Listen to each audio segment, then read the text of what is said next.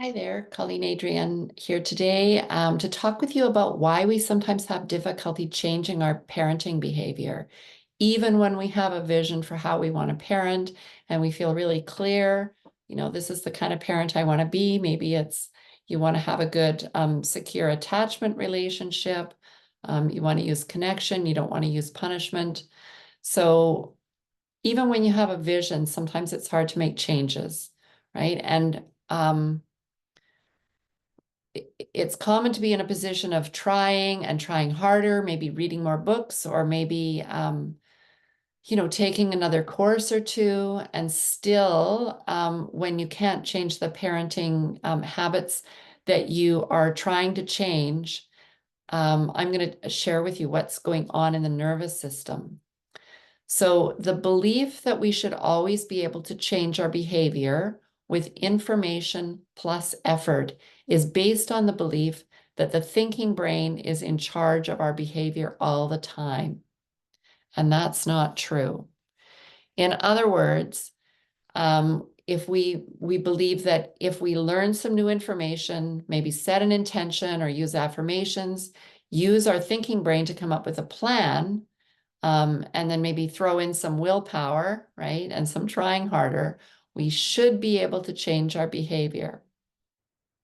And if that doesn't work, of course, we tend to judge ourselves. Maybe we think we're not trying hard enough, should have been able to do better, maybe feel some shame. Often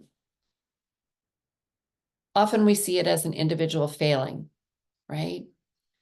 But that is rarely the reason that we can't make change. In other words, not trying hard enough or not having enough information. Sometimes those things help a little bit, but for foundational changes where there's repeated habits that are really troubling you, especially when you're getting triggered a lot emotionally, that is typically not the problem or what is going to help you make change. And here's why. Using the thinking brain and willpower to change only works if our more foundational needs are met.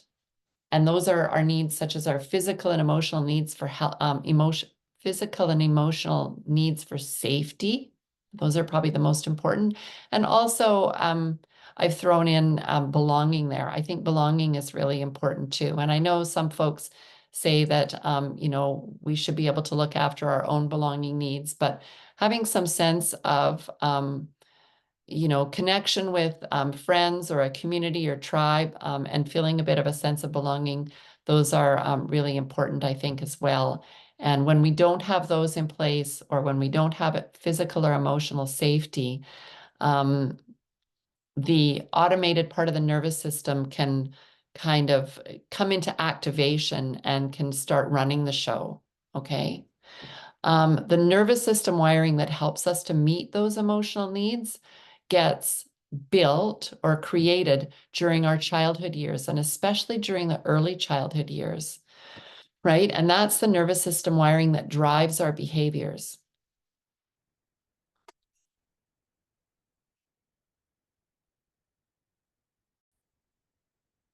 Hi, sorry for the pause. I have someone on the roof doing a repair, and anyways, I just needed to check in.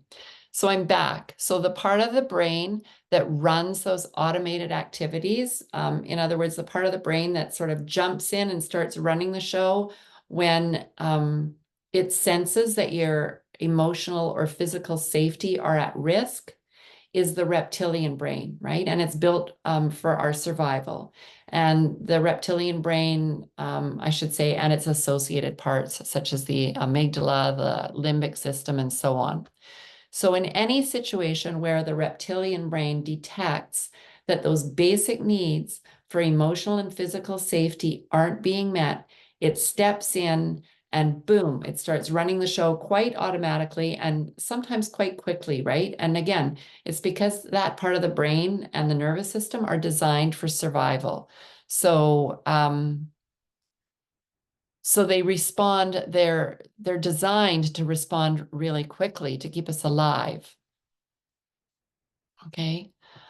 Um, so So this is where our past experiences step in and start to affect our current experiences. If you had a childhood where your emotional needs weren't met, even if your parents loved you and were doing their best, your nervous system detects that lack of having your emotional needs met as unsafety. And it will have gotten wired up differently than if you'd had those needs met in a more complete way, right? And especially if you have any other traumas on top of that, maybe you were in the neonatal ICU, maybe you had to go into hospital and have a surgery, maybe you were held down for that. Maybe you had a mom who got sick and had to go away for a couple of weeks to the hospital for care and treatment. Or if there's mental health challenges or substance use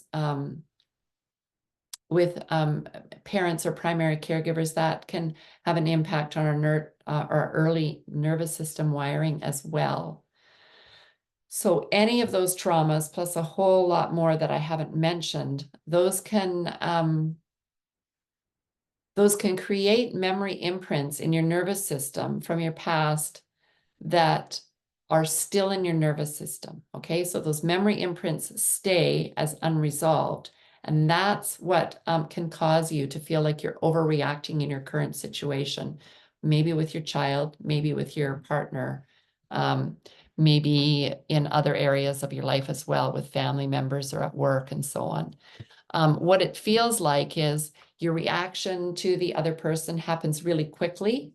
Doesn't feel like you made a conscious decision to do that. It just happened so fast. It's not how you want to respond when you're thinking about it from a calm and grounded perspective. It just, again, it just kind of sneaks up on you and it happens.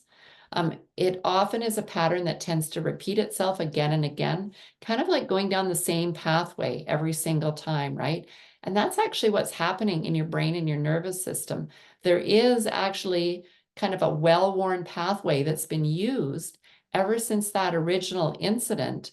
And your nervous system is using that pathway because it kept you safe at some point in your past. And so that's what the memory imprint is. The memory imprint is, if we use this pathway and do this thing every time, it's going to keep us safe, right? It's going to help us to survive. So that's really what's at the core of some of these repeated habits that we have sometimes that we're trying to change. When we have enough of those memory imprints in our system, and I'll just say everybody has some, right? And some people more than others, again, depending on what your childhood experience was, and especially the very early years. So when we have enough of those memory imprints in our system, they tend to interfere with our ability to change our behavior, okay? And so the two approaches that I'm going to talk about today, just briefly and just mention briefly or describe briefly, are the top-down approach versus the bottom-up approach. The top-down approach is often what we're talking about when we think about changing the behavior through our cognitive thinking brain, right? So that's what I talked about early in this recording. Getting some more information, thinking about it, making a plan, trying harder. And that's often supported by taking courses or maybe doing some talk therapy and analyzing things and figuring out what's missing and what you can do differently. And for sure, that can happen sometimes. That can be helpful sometimes, is what I meant to say. When the top-down approach doesn't result in change, it can be helpful to take a bottom-up approach. And that's often done through somatic therapy. Somatic therapy views the body as the holder of all information, and it explores the memories that are held in the body as a first step to creating new pathways. So eventually, Eventually, we can work on updating the memory imprints and supporting your nervous system and your ability to have more choice in your behavior. So what that means is instead of kind of snapping and going down the same pathway all the time, it just kind of opens things up and creates a bit more fluidity and flexibility in the system so that there's some ability for people to make choice instead of getting and to do that consciously instead of getting pulled on unconsciously and automatically down that same old path in an instant, right? Somatic therapy, working from the bottom up, takes time, and it can help to rewire the nervous system, as I've already said, and update those imprints. It's never perfect, as in there's nowhere anywhere on the face of the earth who does everything perfectly all the time, never loses patience with anyone, never gets triggered, never reacts. That doesn't exist, right? Our humanness leaves us prone to, losing patience, having intense emotions sometimes when the stressors just get to be too much and more than we can manage. So that's just part of being human. But when it's happening, almost all the time, and we're finding that we very seldom have the ability to stay regulated or to make a choice to respond differently, that's when somatic therapy sometimes can be helpful. So, just to summarize, if you're having trouble trying to change your parenting behavior, you keep falling back into the same old patterns, you feel like you can't stop, maybe you've already been reading more books, getting more information, maybe you've tried some coaching already or some talk therapy. If those things aren't working, sometimes somatic therapy can be really helpful for making some shifts. And that's been my own personal experience, as well as the experience of some of the parents that I work with. So I'd love to hear from you. Have you experienced somatic therapy? Have you experienced other things that maybe haven't been helping? Do you have any questions, comments? I'd love to hear any and all of them down below. Thank you so much for listening.